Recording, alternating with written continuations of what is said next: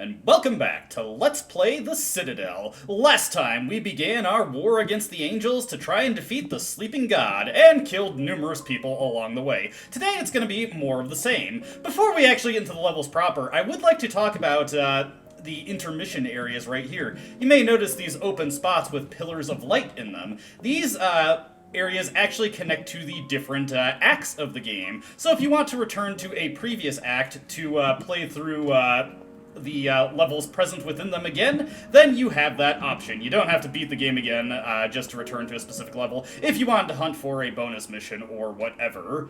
So, with that established, let's drop into Act 2. Into the Citadel. The game actually crashed there. This game is very crash-prone, regardless of what kind of hardware you are playing on. That was a little funny, I gotta say. Anyways, into Reembody. Starting things off, we get a new weapon, the Flechetti machine gun, and this thing is some serious doo-doo ass. It is incredibly ammo inefficient. It has a kick like a mule, so it's not very good for distance shooting. I'm doing surprisingly well with it here, all things considered. And the worst thing about it, it has an agonizingly slow reload time, the longest in the game by far. Not something I am super keen on using too often, though sometimes the game absolutely throws ammo for it at you, giving you plenty of opportunity to burn through all of that, if you so desire. Anyways, now we can use our new Power Grip ability. Power Grip works a little bit weird. It's not super intuitive. You cannot use it to grab up to ledges that are over the martyr's shoulders, if that makes sense. You kind of have to be chest high with the ledges you want to grab. So, like this ledge right here, it looks like I could just barely grab it, but because it's over the martyr's head, no go. So Power Grip does not work like you'd hope it would. Over here, we get the formal introduction to the whale gun. If you did not find it in E1, M2, this is where you would find it properly, and this is a good opportunity to make use of it. Note that we've got a turret trooper over on the opposite side there, so we just want to take him out real quick. Be mindful of where the shot is actually traveling. Hitting the turret directly does little to actually take out the turret trooper. With the considerable distance we have between us and the enemies, the whale gun is very good for just dispatching them nice and easy, allowing us to get a little bit of a safe spot over here. Let's see if I can't get up. No. We could also... Oh! I actually got over that door there, which causes it to automatically open. Works for me. Makes it easy to take out these guys right here. Get them all eliminated. And we'll get that grenadier also. Or I'm very good at losing track of how much ammo the... Oh my god! Hit the grenadier. I'm very good at losing track at how much ammo the whale gun has in it. May as well also grab these golden pieces here while we are trying to collect some money to buy more goodies from Tycho. I do want to get that blood bag there. We're not maxed out on blood bag supplies yet, so whenever I see a loose one, I do want to get it.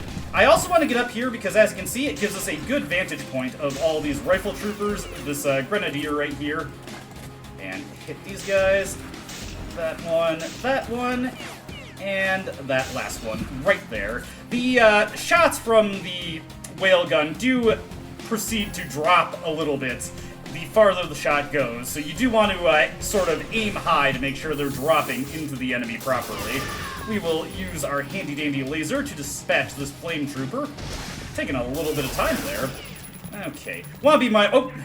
Yeah, do not run headlong into rifle troopers. You will regret it. Let's, bust out the whale gun once again here, dispatch these guys up top. You don't always have to scope with the whale gun. At relatively close ranges, it is pretty easy to hit things with it. Get a bunch of SSM launchers here, and I want to keep my eyes peeled for something in particular. One thing that I know I can grab right here is down here we've got an extra life. It is useless without a pattern buffer to activate, so we do need to keep our eyes open for the pattern buffer. Is it in here and I just didn't notice it? Doesn't look like it. I forget where the pattern buffer is. Not every level has a pattern... Oh, actually, wait, I remember where it is now.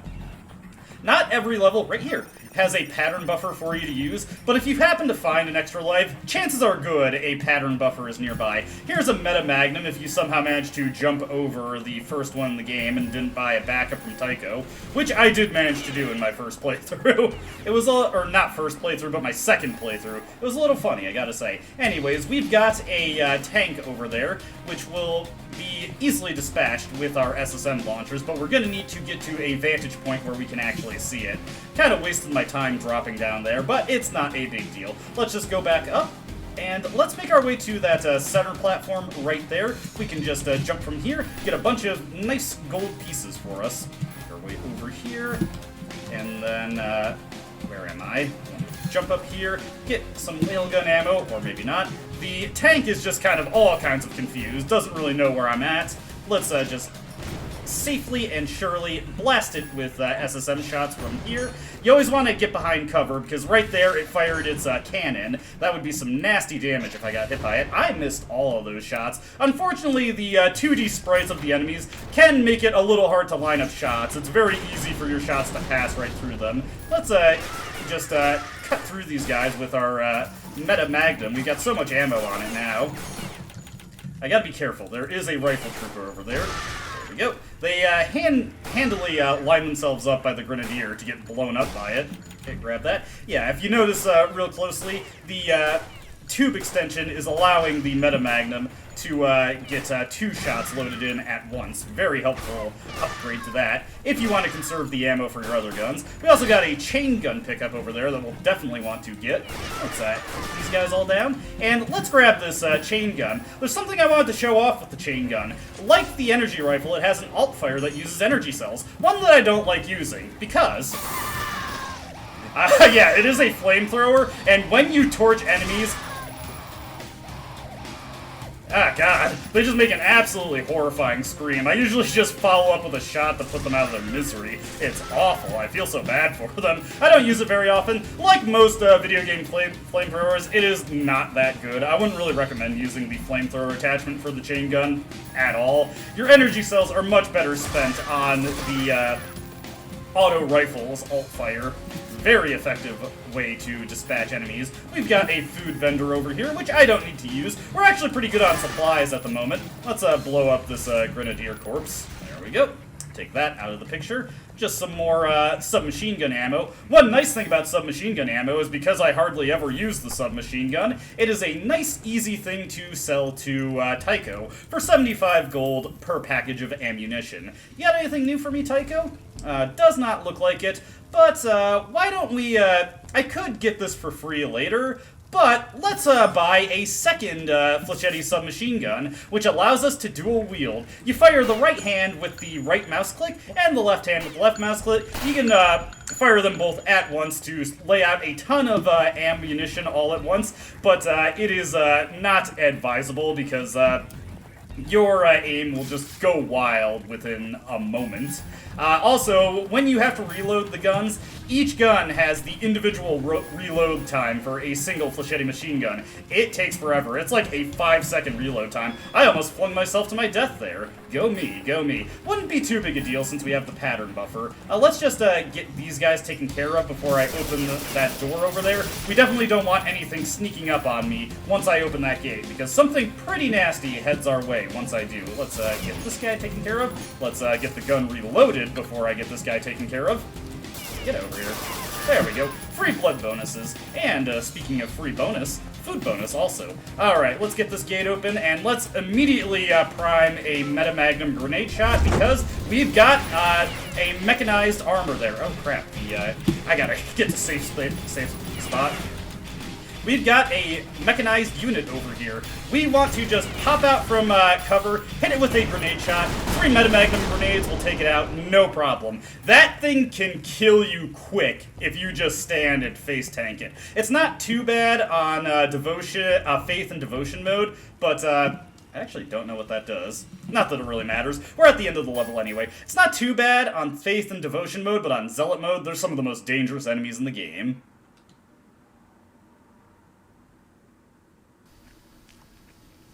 E2, Mission 2, Armored Fury, and we get a refill to our blunderbuss here if we are out of ammo, which we are not. I'm gonna kick open this vent right here, and now we can travel through this and hopefully find a key to that red keycard door. We also have a new enemy to deal with in these vent shafts. These little blobby xenomorph looking guys. Most guns will take them out in a single shot, and these guys, hey, pattern buffer, are also a pretty good fit for the submachine gun's capabilities. You're going to have a lot of ammo for that gun lying around, and since these things die in one hit, why don't I just pull it off and show it. We can just easily take them out, no problem. I do kind of like just sticking to the blunderbuss though, and it's honestly not that much more effective than using the auto rifle, but since we got it, why not, right? Better use food there. You saw my gauges were getting pretty low. I generally like to consume a food whenever my gauges are getting around 18, just to make sure I'm topped off on everything. Now let's get in here and do some blunderbuss kill frenzies right now. There we go, good stuff. Alrighty, whoop.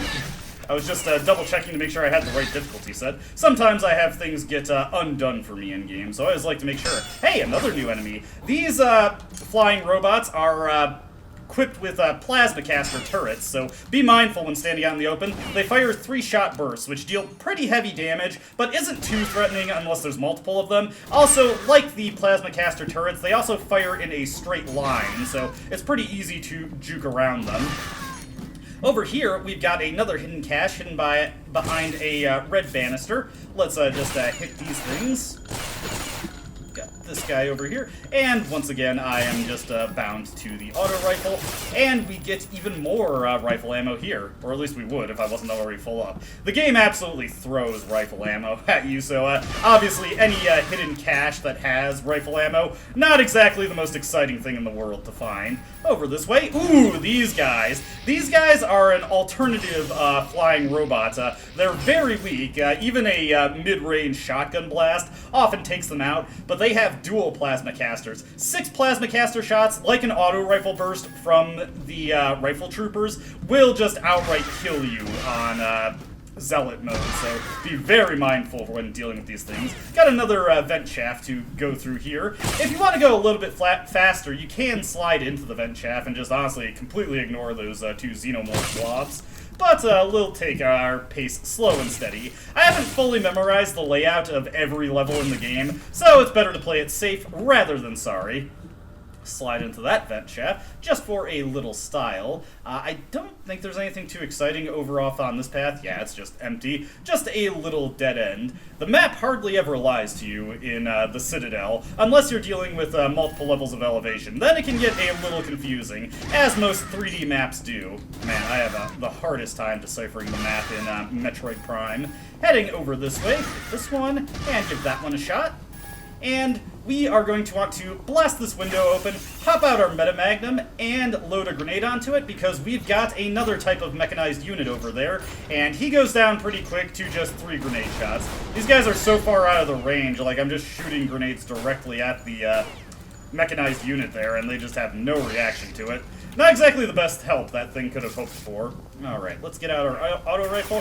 We've got some guys up top. Actually, as a matter of fact, I can just use the whale gun here. We've got so much leftover ammo from the previous level. May as well use this as an easy way to take these guys out. As long as I can remember to actually make sure the thing is loaded. Oh, come on. I keep hitting the railing. Yeah, your shots do not pierce through most terrain in this game. If it ain't destructible, it ain't going through. Alright, somebody's firing shots somewhere. We're just gonna have to head topside to get that guy. I can't hit him from here. That is pretty easy to get to. We just have to kick through this vent here. You can also shoot the vent grates off if you want, but why not conserve just that little bit of ammo? Heading over into this way, we've got an elevator. Head up here, hit this vent grate, and let's just slide into this one, quickly make our way through here. And we have to be mindful, that rifle trooper is hanging out somewhere. Let me see. Got 6 in the mag. The heavy barrel upgrade allows us to chamber an additional round for the whale gun. Very helpful. It's a turret unit. And he did not last very long once I got to him. Be careful coming into here. You might get a little caught unawares. That rifle trooper, if you run headfirst into them, will absolutely annihilate you. Hitting that switch there has opened up all of the hatches down low. You want to be careful heading out this way, because we've got a bunch of dual plasma caster robots. just immediately blast them down with a blunderbuss shot. One nice thing about mechanical enemies is that they often drop armor shards, especially the armored vehicles and mechanized units. Hey now! There's one that's unmanned. Maybe we can make use of that. Let's grab the yellow keycard here and let's pop into this sucker. I'm not sure what this thing is supposed to be called. Maybe the canine. I like to call it the kicker because it looks like it has KQ written on it. So let's get into the kicker and let's make our way out. We've got a couple options with the kicker here. The armor is its health gauge. Once that is depleted, it will explode. It also has a jump jet, which allows us to hover for a pretty considerable amount of time. That gauge lasts pretty long, and it also refills pretty quickly.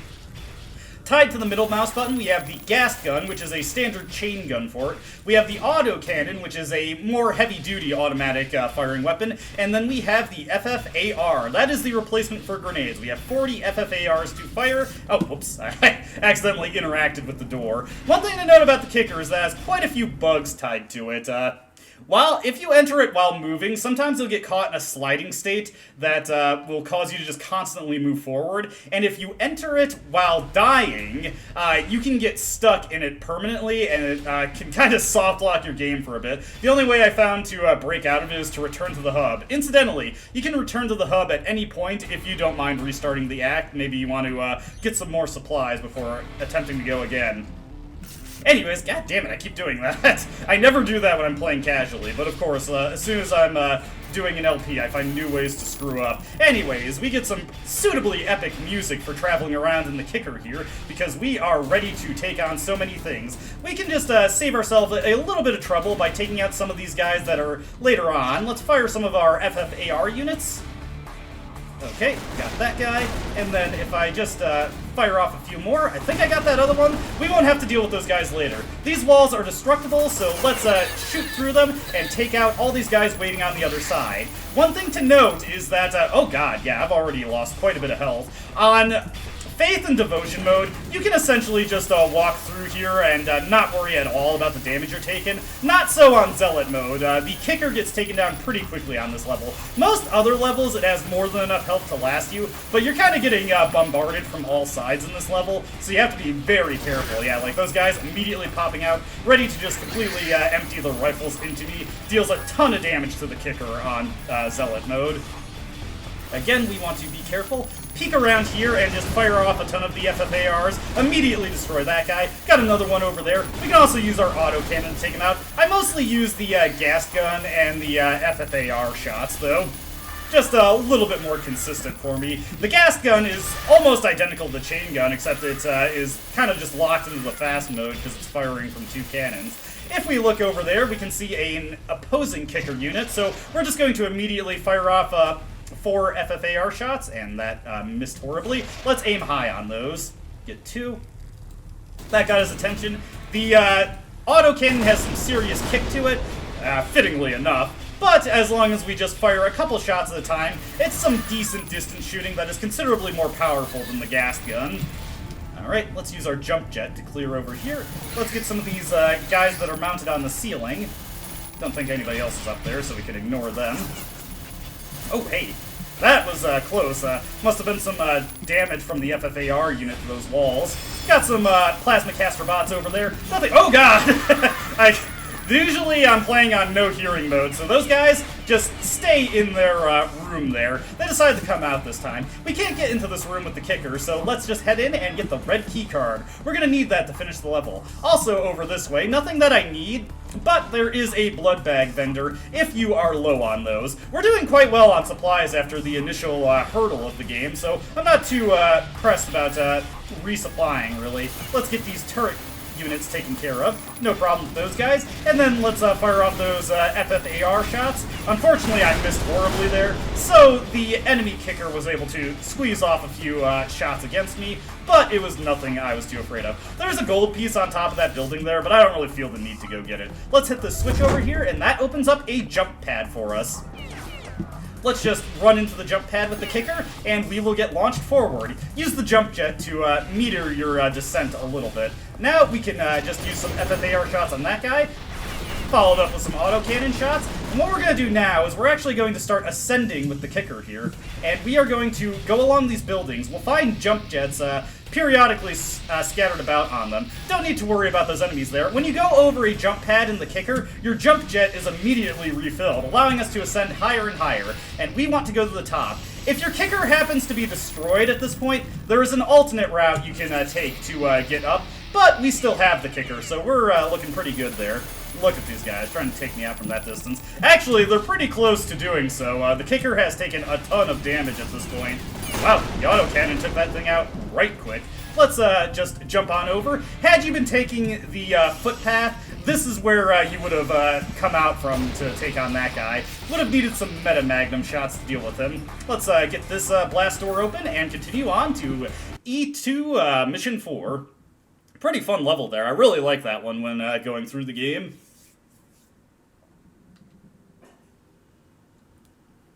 We're in E2 Mission 4, and this contains our bonus level. Definitely need to take some food there. We were starving by the end of that.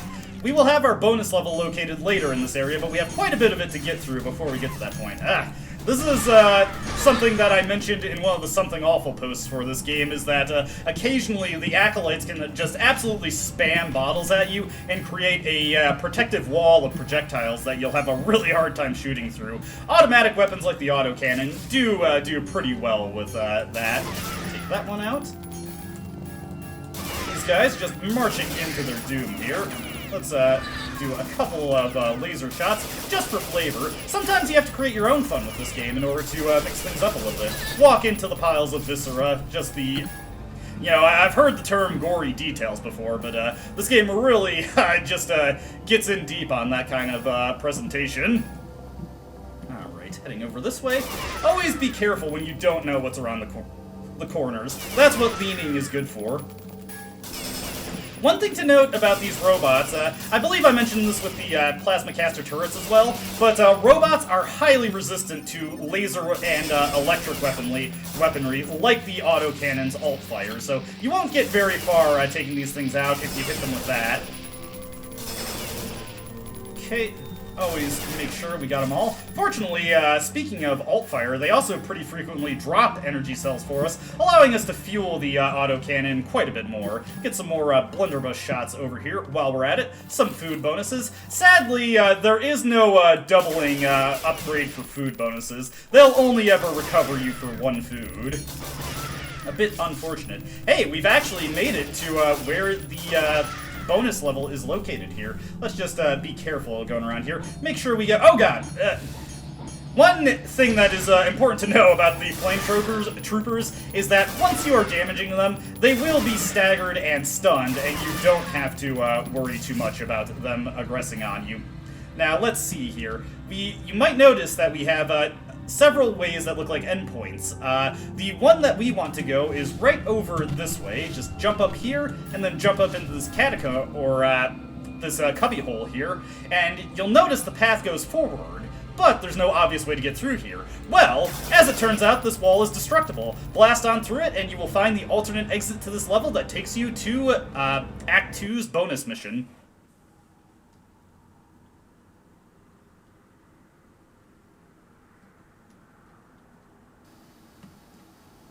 Here we are in Fortress Wolfstone, and even a completely clueless person like me, who doesn't have much personal attachment to the classic shooter genre, knows that this is in reference to Wolfenstein. Pretty on the nose this time. We've got a ton of dual plasma caster robots here. If you walk right out into the open, you will die in about 5 seconds, so be very careful with that. Fortunately, we also can make good use of the chain gun here. I'm actually surprised that these pillars are not destructible. Oh. Looks like there's another one out there somewhere. Alright. These guys, the nice thing about the dual plasma caster robots is that they die very quickly. There is a ton of chain gun ammo in this level to top you off. As you can see, the maximum amount of chain gun ammo we can hold is 600. Where we want to go over here is to this red banister, and look, even more chain gun ammo. Hey, Tycho, guess what I've got to sell you? Tons of chain gun ammo. That'll get us a huge amount of gold there. Can't sell anything that's loaded into the mag. So let's just pick up all this chain gun ammo, and that gets us up to 500, so I can sell even more of that. Alright, And that will cure my ammo issues for quite a while. Pretty good supply cache there. Over here, we get an advance on another weapon, satchel charges. I love these. Satchel charges can be thrown with the left mouse click, and then detonated with the middle mouse button. These can be used to set up traps, namely luring enemy vehicles into, and about 4 satchel charges is enough to detonate anything in the game. Very helpful. You can also detonate them mid-throw, like the Demo Man's sticky bomb launcher, if that's your speed. Let's just take a look at Tycho's inventory here.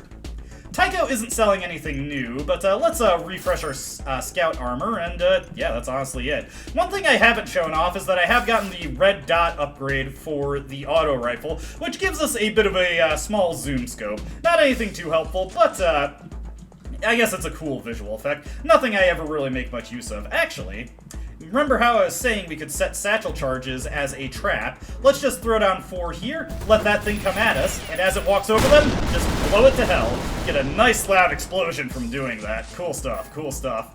Over here, we've got another hidden cache by the red banister. Tons of food for us. That'll set us on food for quite a while. Got another red banister hidden blood bag over here. Nothing too fancy. And we get our upgrade for this level, Mighty Foot. Heavier opponents can be lifted by kicking. So this allows us to push back anything with kicking. And this is far and away the most useless upgrade in the game. I never use this, but hey, we've got it. For the sake of having it. The chain gun ammo is the real piece de resistance for this bonus mission. And to a lesser extent, the satchel charges if you instead decide to use the meta magnum shots on the kicker unit.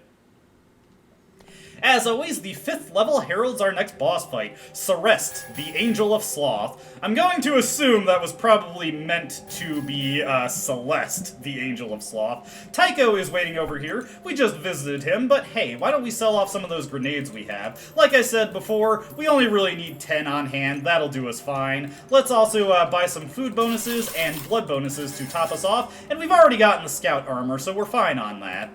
So, let's get into the boss fight. Unlike Vectra, the elevator here does not allow us to actually shoot Sloth from this, rather Cereste, from this platform. There's an invisible wall keeping us from doing that. We also got a ton of rifle units and a few shotgun troopers to deal with out here.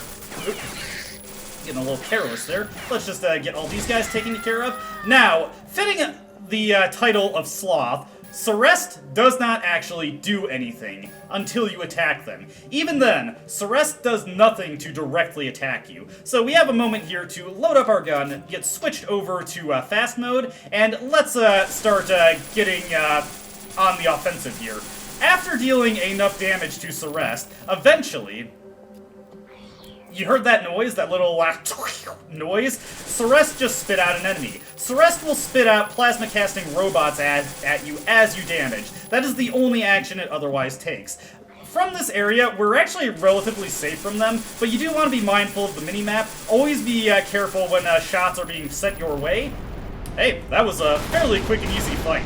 Cereste can be pretty random. Sometimes it will absolutely spam out robots at you, and it can become a nightmare to manage this fight.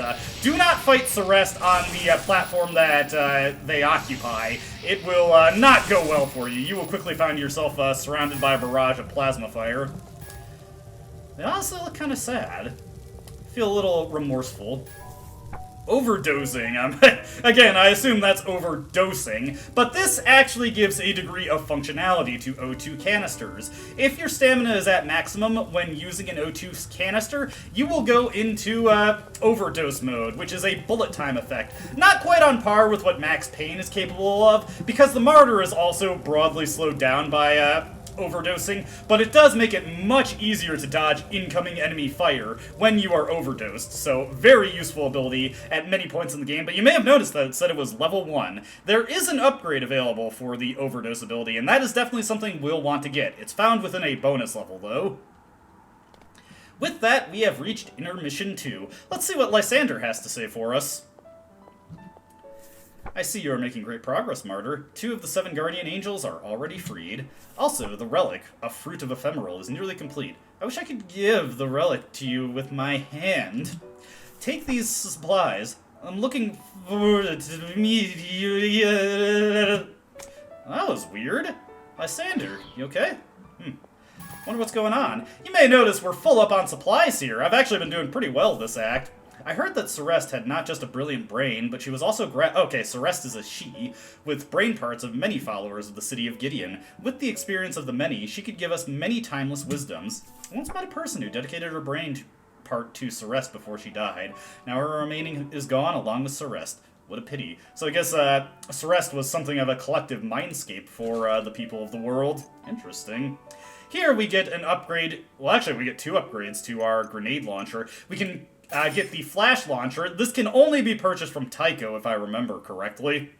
And this is a 4-pod rocket launcher that we can load 4 SSMs into. Much more useful than the single-shot SSM launcher. I'm not sure what the airburst warhead actually does, honestly. I've never... you don't get any description for what these weapon mods do, so I have no idea what that does. If anybody happens to know, which is slim chance, but if you do happen to know, feel free to let me know. Tycho is also selling an upgraded armor now, the battle armor. Twice as effective as the scout armor. If you have... a higher tier armor, you already have one of these. Well, technically I have a superior armor. Just wanted to show that off. And while we're here, we may as well liquidate some of our supplies. We've got an excess of grenades, so let's sell those off. Let's sell off 3 of our blood bags and 3 of our foods. I'll actually hang on to my O2 canisters now, since there is actually something useful we can do with them. Hey, we got our flash launcher already ready. And there we go. We are topped off on supplies. Act 2 has been completed. We are just about ready to head into the rest of the game. But that is where we're going to end this video. When we come back, it'll be time for Act 3. Hope to see you then.